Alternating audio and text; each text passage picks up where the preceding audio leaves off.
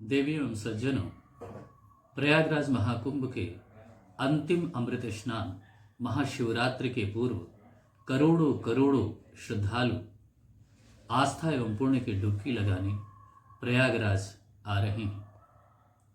प्रयागराज में चतुर्दिक श्रद्धालुओं का सैलाब है। प्रयागस्य प्रवेशादे पापम नश्यति तत्क्षणात्, अर्थात प्रयाग में प्रवेश करते ही सभी पापों का तत्क्षण नाश हो जाता है। सभी मोक्ष और भोग की कामना से प्रयागराज महाराज की शरण में हैं। वर्तमान में फाल्गुन कृष्ण पक्ष की पवित्रता से परिपूर्ण तिथियां गतिमान हैं। आज दिनांक 24 फरवरी 2025 से प्रारंभ सप्ताह के प्रत्येक दिवस में धार्मिक विशिष्टता है। आइए इस संदर्भ में चर्चा करते हैं। कल अर्थात 23 फरवरी को एकादशी तिथि दिवस में 10:05 से प्राप्त हुई है, जो आज अर्थात 24 फरवरी को दिवस में 10:20 तक है। उदया तिथि में होने के कारण एकादशी, जिसको परम पुण्यकारी विजया एकादशी के रूप में जाना जाता है, का सभी का व्रत आज अर्थात 24 फरवरी को होगा। रवि योग और सिद्ध योग से परिपूर्ण आज की एकादशी का व्रत समस्त कार्यों में विजय प्रदान करने वाली है। आज के व्रत और हरिहर के पूजन से न्यायालयीय विषयों में सफलता, शत्रुओं पर विजय तथा लक्ष्य संधान हेतु भी किया जाता है।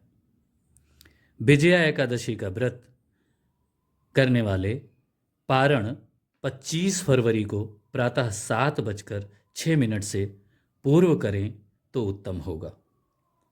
कल अर्थात 25 फरवरी को उदया तिथि के रूप में द्वादशी प्राप्त हो रही है। अतः 25 फरवरी को प्रदोष व्रत होगा। मंगलवार को प्राप्त प्रदोष भौम प्रदोष कहलाता है। त्रिपुष्कर योग से संयुक्त आज का भौम प्रदोष व्रत सभी ऋणों से मुक्ति और सभी श्रेय प्रदान करने वाला है।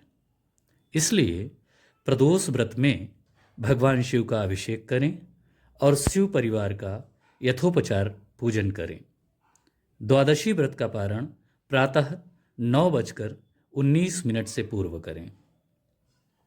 परम तत्व प्रदायिनी महाशिवरात्रि, जिसे शिव विवाह रात्रि के रूप में जाना जाता है, फाल्गुन कृष्ण पक्ष की चतुर्दशी तिथि को प्रदोष और निशीथ व्यापिनी होने पर मनाई जाती है।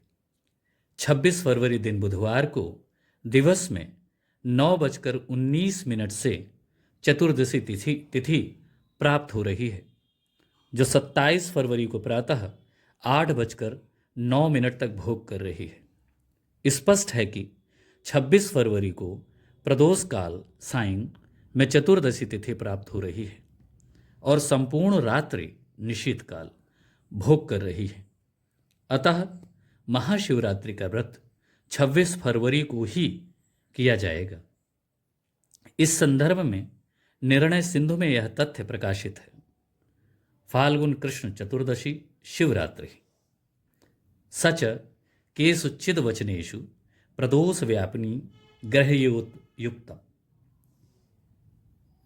केषुचिन्नी निशीथ व्यापिनी, अर्थात फाल्गुन कृष्ण पक्ष की चतुर्दशी को शिवरात्रि कहते हैं। किसी वचनों से प्रदोष व्यापिनी और किसी वचनों से निशीथ व्यापिनी ग्रहण करना चाहिए। इस प्रकार यह स्पष्ट है कि 26 फरवरी दिन बुधवार को महाशिवरात्रि का व्रत किया जाएगा। इस तिथि के प्रारंभ में श्रवण नक्षत्र तथा परिध योग प्राप्त हो रहा है। महाशिवरात्रि व्रत में भगवान भोलेनाथ शिव का पूजन और अभिषेक संपूर्ण दिवस में किया जाता है, परंतु रात्रि पूजन अत्यंत फलदायी होता है। सूर्यास्त के साथ सूर्योदय तक अंतिम 4 प्रहर का 3-3 घंटे का पूजन मुहूर्त विधान है। रात्रि प्रथम प्रहर का पूजन सायं 5:42 से रात्रि 8:51 तक। रात्रि द्वितीय प्रहर का पूजन मुहूर्त रात्रि 8:51 से 11:59 तक। रात्रि तृतीय प्रहर का पूजन मुहूर्त रात्रि 11:59 से रात्रि 3:07 तक तथा अंतिम अर्थात चतुर्थ प्रहर का मुहूर्त पूजन या पूजन मुहूर्त रात्रि 3:07 से प्रातः 6:16 तक का है। महाशिवरात्रि के चारों प्रहर के पूजन में रुद्राभिषेक किया जाता है।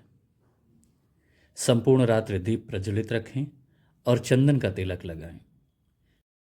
शिव जी को बेलपत्र, भांग, धतूरा, गन्ने का रस, तुलसी, जायफल, कमलगट्टे, फल, मिष्ठान, मीठा पान, इत्र एवं दक्षिणा अर्पित करें। केसर युक्त खीर का भोग लगाकर प्रसाद वितरण करें।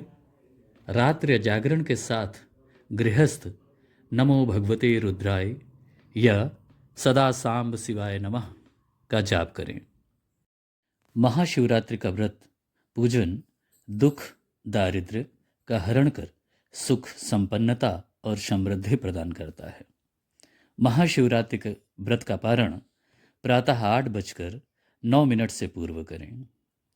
यह ध्यान देने योग्य है कि त्रयोदशी अर्थात तेरस का व्रत भी 26 फरवरी को ही करेंगे। अमावस्या तिथि 27 फरवरी को 8:10 से प्राप्त हो रही है।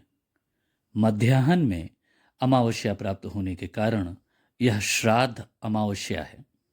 अतः 27 फरवरी को पितरों के निमित्त श्राद्ध इत्यादि किए जाएंगे। अमावस्या तिथि 28 फरवरी को उदया तिथि के रूप में मिल रही है, जो मध्याह्न तक भोग नहीं कर रही है।